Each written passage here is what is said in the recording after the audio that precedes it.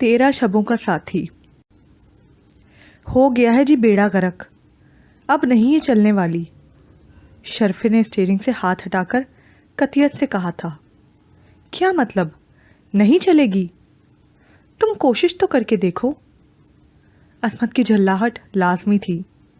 शाम सर पर उतर रही थी और बेले के करीब आकर गाड़ी खराब हो गई थी। बीबी जी, गलती तो आपकी भी है। औरत ज़ात होकर निकल खड़ी हुई शहर जाने के लिए, जबकि पता भी था अब्बा ड्राइवर बीमार है। मैं तो बीबी जी गाड़ी चला लेता हूँ, ठीक करना मुझे नहीं आता। शर्फा भला का बातूनी था। एक बार बात करना शुरू कर लेता फिर ख़त्म करने का इसका दिल ही नहीं चाहता। अब क्या होगा? असमत परेशान होकर बेले में लगे दरख्तों पर उतरते अंधेरे को देख रही थी। दुआ करो बीबी जी, डाकू ना आ जाएं। ये बेला तो गढ़ है डाकुओं का। अब हम दोनों अकेले भला क्या मुकाबला करेंगे डाकुओं का? हथियार होता तब भी कोई बात थी, वैसे अगर होता तब भी क्या फ़ायदा था? मुझे डंडे के अलावा और कुछ चलाना भी कब आता है? मगर एक बात है, हथियार होता तो ज़रा रौब पड़ सकता था। खुदा के लिए खामोश हो जाओ। असमत को इसकी बातें उलझन में डाल रही थी। वैसे बीबी, क्या ज़रूरत थी शहरी सहेली से मिलने के लिए इतनी दूर शहर जाने की? ये शहरी लोग बड़े बेवफा होते हैं। आप देख लेना, ये कभी आपसे मिलने गांव में नहीं आएंगी। और हम लोग उसकी वजह से कितनी बड़ी मुसीबत में फंस गए हैं। मैं तो अपनी अम्मा से कहकर आया था मगरिब की अजान से पहले वापसी हो जाएगी। अब तक तो वो बेचारी इंतज़ार करते करते परेशान होकर गांव से बाहर आकर खड़ी हो गई होगी। बड़ा छोटा दिल है बेचारी का। शर्फे, अब खामोश हो जाओ, मुझे कोई हल सोचने दो। बीबी, अभी कुछ मिनट ही गुजरे होंगे। शर्फे ने फिर पुकारा। असमत ने जवाब देना ज़रूरी नहीं समझा।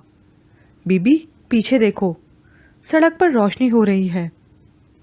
असमत ने पीछे देखा और बोली, लगता है कोई गाड़ी आ रही है। हाँ जी, गाड़ी ही होगी। बंदा तो सर पर लाइट लगाकर आने से रहा। बस दुआ करें सजन हो, दुश्मन ना हो। वक्त मगरिब से थोड़े बाद का था, मगर सड़क के दोनों जानिब खड़े घने दरख्तों ने अंधेरा कर रखा था। इन्हें कुछ देर इंतज़ार करना पड़ा। आने वाली जीप थी। लगते तो सजन ही हैं। शर्फे की जान में जान आई। तुम इन्हें रुकने का इशारा करो। असमत के कहने पर वो भागकर सड़क के दरमियान जा खड़ा हुआ और ज़ोर शोर से हाथ हिलाने लगा। हाँ, क्या प्रॉब्लम है? जीप रुक गई और फुल यूनिफॉर्म में मलबूस एक स्मार्ट पुलिस ऑफिसर ने झांक कर शर्फे से पूछा। जवाब में उसे मायूसी से सर हिलाया और बोला, आप तो पुलिस वाले हो, हमारी भला क्या मदद करोगे? क्या मतलब है तुम्हारा? हैरत का इजहार करता ऑफिसर दरवाज़ा खोलकर बाहर आ गया। आओ जी, आप लोग तो बादशाह लोग होते हो। आपका काम आवाम को छत्तर मारना है और बस। जो भी हेल्प चाहिए जल्दी बता दो। अगर गाड़ी ख़राब हो गई है तो मेरे ड्राइवर से कहो, ये बहुत अच्छा मैकेनिक है। बात करते करते उसकी निगाह असमत पर पड़ी थी और ये खूबसूरत सी लड़की शाम के गहरे होते सायों में किसी जादुई कहानी का एक ख्वाबनाक सा किरदार मालूम हुई थी। निगाह की गर्मी महसूस करके असमत ने थोड़ी खफगी से पलकें उठाकर उसकी जानिब देखा, फिर रुख मोड़ लिया। वो शर्फे को अपने ड्राइवर के साथ मुज़ाकरात में मसरूफ़ करके इसके पास चला आया। कौन हैं आप और कहाँ जा रही हैं इस अहमक मुहाफिज की हमराही में? क्या आपको मालूम नहीं ये कितना ख़तरनाक इलाका है? पता है, बस यूं ही निकलना पड़ गया था। वो उसकी निगाहों की दरफ्तगी से घबरा रही थी और दूसरी तरफ इसका कदबुत मर्दाना वजाहत धड़कनों में हल्का सा अरताश पैदा किए देती थी। मेरा नाम शेरको है। मैं इस इलाके में बतौर एएसपी तैनात हुआ हूँ। चार्ज संभाले अभी चंद दिन ही हुए हैं। इसे खामोश देखकर अब वो शर्फे की जानिब मुड़ा और बोला, ये गाड़ी किसकी है और तुम्हारा इलाका कौन सा है? थानेदार जी, ये गाड़ी चौधरी फैज़ बख्श की है। वो इस इलाके के सबसे बड़े ज़मींदार हैं और अल्लाह के हुक्म से नेक और गरीबों के बहुत हमदर्द हैं। हम तो उन्हें दुआएं देते नहीं थकते। पिछले साल पता है क्या हुआ? میرا ابا اچانک، اچھا کون سا گاؤں ہے چودھری فیض بخش کا؟ اس نے شرفے کی لمبی بات سے اکتا کر پوچھا۔ یہی احمد آباد اپنا گاؤں ہے، ادھر ہی ہمارے چودھری کی اتنی بڑی حویلی ہے، آپ دیکھو تو حیران رہ جاؤ، گاڑیاں بھی 2 ہیں ان کے پاس، بھینسیں تو بے حساب ہیں، دودھ مکھن آپ جتنا چاہیں گے آپ کو ملے گا، اور اللہ کے حکم سے نیک اور غریبوں کے بہت ہمدرد ہیں، ہم تو انہیں دعائیں دیتے نہیں تھکتے۔ پچھلے سال پتہ ہے کیا ہوا؟ میرا ابا اچانک، اچھا کون سا گاؤں ہے چودھری فیض بخش کا؟ اس نے شرفے کی لمبی بات سے اکتا کر پوچھا۔ یہی احمد آباد اپنا گاؤں ہے، ادھر ہی ہمارے چودھری کی اتنی بڑی حویلی ہے، آپ دیکھو تو حیران رہ جاؤ، گاڑیاں بھی 2 ہیں ان کے پاس، بھینسیں تو بے حساب ہیں، دودھ مکھن آپ جتنا چاہیں گے آپ کو ملے گا۔ شیرکو کا ڈرائیور گاڑی چیک کر رہا تھا۔ شیرکو کا ڈرائیور گاڑی چیک کر رہا تھا اور شرفا شیرکو کے پاس کھڑا مسلسل کان کھائے جا رہا تھا۔ تم لگتا ہے چودھری صاحب کے خاص آدمی ہو، اس نے کچھ طنزیہ انداز میں کہا۔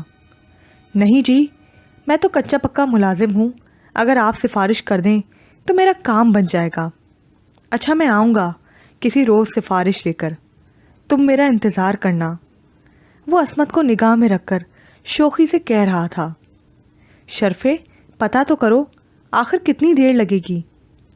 بی بی گھبرائے نہیں، اللہ نے فضل کر دیا، اب تھانے دار جی ہمارے ساتھ ہیں، سچ میں تو بڑا بے فکر ہوں، اور گاڑی چیک کرتے کرتے آخر کچھ وقت تو لگتا ہے نا۔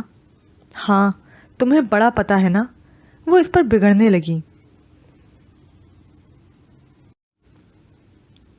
بی بی گھبرائے نہیں، اللہ نے فضل کر دیا، تھانے دار جی ہمارے ساتھ ہیں، سچ میں تو بڑا بے فکر ہوں، اور گاڑی چیک کرتے کرتے آخر کچھ وقت تو لگتا ہے نا۔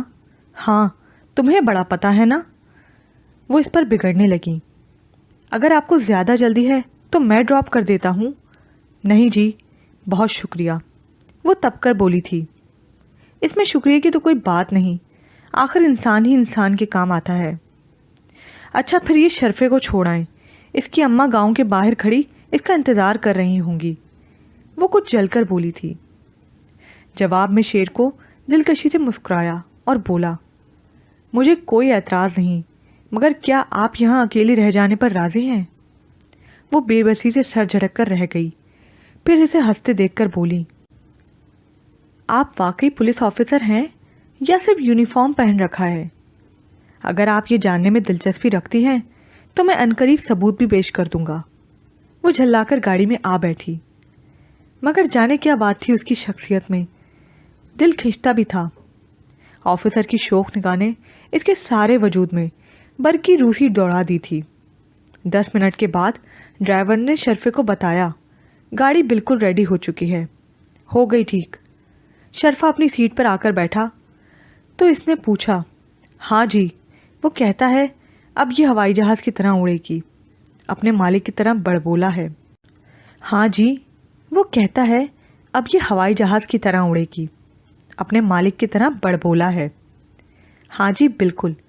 شرفا زور سے ہنسا، عصمت کو اس کی ہنسی معنی خیز سی لگی اور بات کہہ کر پچھتاوے کا احساس ہوا۔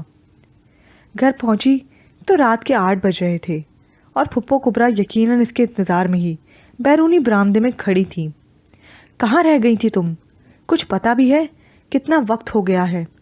علاقہ بھی خطرناک، میں نے کہا بھی تھا فیض بھائی سے، پڑھائی تک تو چلو ٹھیک ہے، مگر اب جب کہ تم اپنی پڑھائی ختم کر چکی ہو پھر ان شہری سہیلیوں سے ملنے کی کیا تک بنتی ہے؟ مگر میری سنتا کون ہے؟ او پھوپھی، آپ پہلے میری بات تو سن لیں، پھر اگر مناسب سمجھیں تو ڈانٹ لیجئے گا۔ پھپھو کی ہر وقت کی نکتہ چینی اسے بری تو لگتی تھی، مگر ہنس کر سہ جانا مجبوری بھی بن گئی تھی۔ ہاں اب کر دو کوئی بہانہ۔ وہ اس کی بات کو اہمیت دینے کے لیے تیار نہیں تھی۔ عصمت نے بھی کچھ کہنا فضول جان کر اندر بیرونی حصے کی جانب قدم بڑھا دیے۔ کھانا تو اس نے کھانا نہیں تھا، لباس تبدیل کر کے منہ ہاتھ دھویا اور بستر میں آ گئی۔ اکتوبر کا اختتام تھا، ہلکی ہلکی خنکی فضا میں در آئی تھی اور آتے سرما کا پیغام دیتی بہت اچھی لگتی تھی۔ آج کا دن خاصا خوشگوار رہا، مگر یہ واپسی پر جو گاڑی خراب ہو گئی اس نے مزہ کرکرا کر دیا۔ مگر وہ جو کوئی بھی تھا، اس کا دل دھڑکا۔ کتنے بھرپور، کیسے شاندار سے ہوتے ہیں کچھ لوگ۔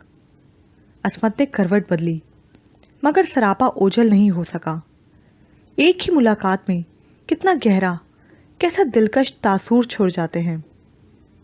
خوشباش، بے فکر، پر اعتماد، مجھے یوں لگا جیسے اسے اس بات پر مکمل یقین ہے کہ میں اسے بھلا نہیں پاؤں گی، اور اس کا یقین سچا بھی تو ہے۔ ایسے لوگ مجھے متاثر کرتے ہیں۔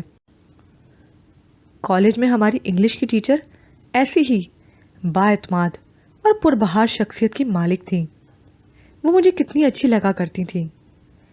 میں بھی ایسے بننا چاہتی ہوں۔ پہلی ملاقات میں مقابل پر گہرا تاثر چھوڑنا چاہتی ہوں، مگر اوہو، یہ سوچ بھی کیا عجیب چیز ہے، کہاں سے کہاں نکل جاتی ہے۔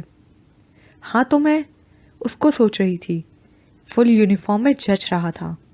کتنا مان تھا اسے خود پر، اور کیوں نہ ہوتا، وہ اپنی ذات میں کیا مکمل دکھائی بھی تو دے رہا تھا۔ کمی تو خدا کے فضل سے کوئی مجھ میں بھی نہیں، مگر میں با اعتماد نہیں ہوں۔ بی بی، روٹی نہیں کھاؤ گی کیا؟ 15-16 سالہ الر سی رکھی دروازے پر پڑا بھاری پردہ اٹھا کر اپنے مخصوص شوق سے انداز سے پوچھتے ہوئے آنکھیں گھما گھما کر کمرے کا یوں جائزہ لے رہی تھی جیسے آج پہلی بار دیکھ رہی ہو۔ بہت کچھ کھا کر جو آئی ہوگی، مزہ بھی خوب آیا ہوگا۔ بیاہ تھا نا آپ کی سہیلی کا، سب نے اچھے اچھے کپڑے پہنے ہوں گے، خوب سرخی پاؤڈر لگایا ہوگا۔ تم سے کس نے کہا؟ عصمت تھکن کے باوجود سیدھی ہو بیٹھی۔ لو، پتہ کیسے نہیں چلتا، آپ جو اتنے اچھے کپڑے پہن کر گئی تھی، میں سمجھ گئی ضرور بیاہ پر ہی جا رہی ہو۔ نہیں، وہاں کوئی بیاہ نہیں تھا، بس ہم سب دوستوں نے مل بیٹھنے کو ایک چھوٹی سی تقریب کی تھی۔ پھر مزہ آیا؟ کیا کیا کھایا؟ رکھی جٹ آ کر قالین پر آلتی پالتی مار کر بیٹھ گئی۔ او رکھی، عقل کی کچی، تجھے بڑی بیوی نے کہا تھا نا کھانے کے لیے بلا لو، اور تو یہاں آ بیٹھی۔ رکھی کی ماں کا چہرہ دروازے پر نمودار ہوا اور اسے بیٹھے دیکھ کر چلانے لگی۔ میں نے اسے بتا دیا ہے میں کھانا نہیں کھاؤں گی۔ اچھا جی، مگر صاحب بلا رہے ہیں، ان کے ساتھ ملک امیر علی صاحب بھی آئے ہیں۔ اوہو، یہ چچا امیر علی تو ٹلیں گے نہیں، اصرار کر کے بلا ہی لیں گے، انہیں بھی آج ہی آنا تھا۔ یہ سب سوچتے وہ تھکے تھکے سے انداز میں بستر سے اٹھی۔ بی بی جی نہیں چاہ رہا تو میں کہہ دیتی ہوں سو رہی ہو، رکھی دھیرے سے کہہ رہی تھی۔ نہیں، تمہیں تو پتہ ہے وہ مہمان آئے ہیں، اگر سلام نہیں کروں گی تو بری بات ہوگی۔ وہ دوپٹہ درست کرتی کمرے سے باہر آئی۔ رکھی کی اطلاع کے مطابق وہ سب بڑے کمرے میں بیٹھے تھے۔ اس نے جا کر باپ اور ان کے دوست امیر علی کو مشترکہ سلام کیا۔ آؤ جی آؤ، ادھر میرے پاس آ کر بیٹھو۔ میں تو پہلے ہی سوچ رہا تھا آج اس گھر میں وہ روشنی کیوں محسوس نہیں ہو رہی۔ اب تم آئی ہو تو سب روشن ہو گیا۔ اب تو یقین ہو گیا اس گھر کی روشنی تمہارے دم سے ہے۔ چچا امیر علی نے اسے اپنے برابر والے صوفے پر بٹھا لیا اور جس انداز میں پذیرائی کی تھی یہ ان کا مخصوص انداز تھا۔ وہ مسکرا دی اور بولی، چچا یہ تو آپ کی محبت ہے، فیض یہ تمہاری سب سے بڑی دولت، تمہارے گھر کا اثاثہ ہے۔ اس میں بھلا کیا شک ہے ملک، یہ میرا فخر، میرا سرمایہ ہے۔ تم خوش نصیب ہو فیض بھائی، تمہیں اتنی باصلاحیت بیٹی اور ایسا باوفا دوست ملا ہے۔ اشارہ اپنی جانب تھا۔ تمہاری دوستی میرا اطمینان، میرا مان ہے امیر علی۔ اس بھری دنیا میں تم ہی میرا بازو ہو، مجھے چھوٹے بھائیوں کی طرح عزیز ہو، میں تمہارے لیے سب کچھ کر سکتا ہوں۔ چودھری فیض جذباتی ہو گئے۔ ملک امیر ہنس پڑے اور بولے، اچھا سب کچھ کر سکتے ہو؟ ہاں، تم پر سے جن جان سب وار سکتا ہوں۔ چودھری فیض کا عزم پختہ تھا۔ اچھا، پھر اپنی اس بات پر قائم بھی رہنا، بالکل، یہ ایک مرد کا وعدہ ہے۔ ارے چودھری، تم تو جذباتی ہو گئے، میں تو مذاق کر رہا تھا۔ ویسے اب تم دونوں گواہ رہنا۔ وہ عصمت اور کبرا سے مخاطب تھے۔ دونوں نے مسکرا کر سر اس بات میں ہلا دیا۔ 50 سال کے قریب تو ہوں گے امیر علی، مگر خود کو بڑا سیٹ رکھا تھا۔ شخصیت تھی بھی خاصی جاندار، قد 6 فٹ سے کچھ اوپر ہی ہوگا، جسم بھاری بھرکم لیکن چست و چالاک، رنگ سرخی مائل گندمی، آنکھیں گہری براؤن جن میں ہلکی سی سبزی بھی چھلکتی تھی۔ عصمت جب انہیں دیکھتی سوچتی جوانی میں خاصے خوبصورت رہے ہوں گے۔ لباس پہننے کا سلیقہ بھی خوب تھا، بتاتے تھے سب سے اچھی ریڈی میڈ کمپنی کا سوٹ استعمال کرتا ہوں۔ اس مقابلے میں چودھری فیض ملک امیر سے چند برس ہی بڑے ہوں گے، مگر 10 سال بڑے دکھائی دیتے تھے۔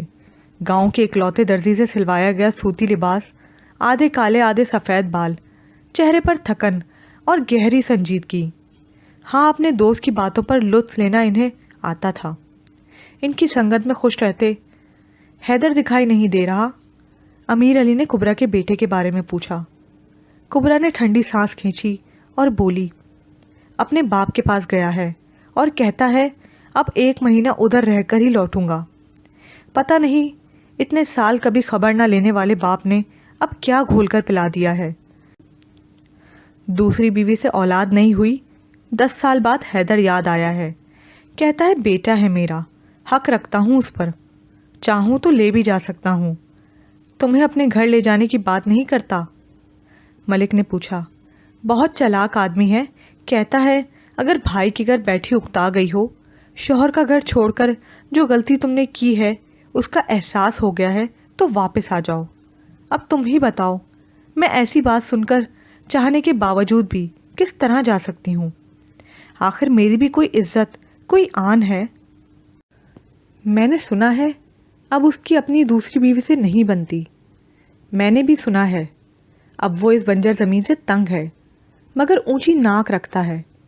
مجھے صاف صاف ساتھ چلنے کو نہیں کہتا، ساری بات مجھ پر ہی رکھتا ہے، اور میں حیدر کی وجہ سے پریشان ہوں۔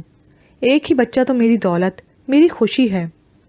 تم فکر نہ کرو بہن، اب میں اس مسئلے کو اپنے طریقے سے حل کرنے کی کوشش کروں گا۔ تم بڑی عزت و شان کے ساتھ اپنی حویلی میں واپس جاؤ گی۔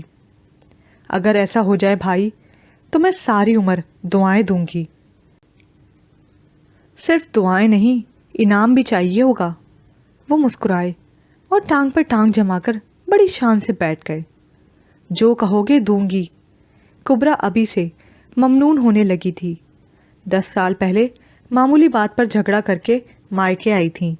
شوہر نے منانے کی کوشش کی، مگر تب وہ سوچے بیٹھی تھی ناک کو چنے چبوا کر ہی واپس جاؤں گی، تاکہ دوبارہ مجھ سے جھگڑنے سے پہلے 100 بار سوچے۔ وہ 2 بار منانے آیا، یہ روٹھی رہیں، اور تیسری بار اس کی آمد کا انتظار ہی رہا۔ اس نے دوسری شادی کر لی، اور یہ نصیبوں کو رونے کے لیے رہ گئیں۔ بے شک بھائی کے گھر پر حکمرانی اپنی ہی تھی، مگر ہر عورت کی آنکھ میں سوال اور ترس، آپس میں دبی دبی سرگوشیاں، اور سب سے بڑھ کر جوانی کی فطری خواہشیں۔ بیٹے کے اپنے باپ کے بارے میں معصوم سوال۔ وہ بات بات پر غصے میں آنے اور چیخنے چلانے لگیں، اور اب 10 سال بعد شوہر پلٹا تو صرف بیٹے کے لیے، یا پھر انہیں منانا اس کی مردانگی پر چوٹ تھی۔ عصمت سوچ رہی تھی اب ان لوگوں سے معذرت کر کے اٹھا جائے۔ نیند بھی بہت آ رہی تھی اور تھکن سوار تھی۔ علاقے میں نیا پولیس آفیسر آیا ہے، چودھری فیض نے کہا، اور عصمت اجازت طلب کرتے کرتے رک گئی۔ ہاں، جوان خون ہے، یہ اس کی دوسری تیسری پوسٹنگ ہی ہوگی۔ شیر کو نام ہے، سنا ہے کسی بڑی فیملی سے تعلق ہے، اور کافی پڑھا لکھا بھی ہے۔ تم مل چکے ہو اس سے؟ او جی، کان اور آنکھیں کھلی رکھیں تو معلومات ملنا کون سا مشکل کام ہے۔ تم جس طرح کی زندگی گزار رہے ہو چودھری، یہ اپنے بس کی بات تو نہیں۔